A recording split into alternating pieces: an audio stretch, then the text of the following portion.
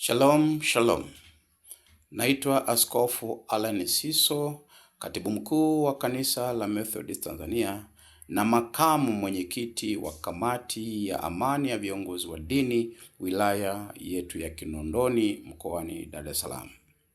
Ninayo furaha kubwa sana kumpongeza kijana wetu Alphonse Muyinga, mzalendo, kwa kazi kubwa anayoifanya ya kuihamasisha jamii na kuzunguka katika taasisi mbalimbali, mashule, akiendelea kuihamasisha jamii kudumu katika uzalendo na kulipenda taifa letu la Tanzania.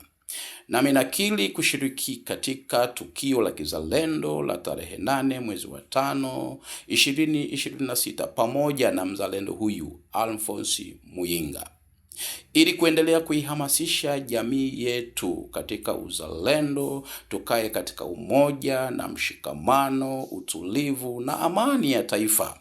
Hatuna nchi nyingine, tunapaswa kuipenda nchi hii na kuwa wazalendo wa kweli, wazalendo wa dhati, na kulipenda taifa letu pamoja na viongozi wake. Hii ni Tanzania yetu. Amen.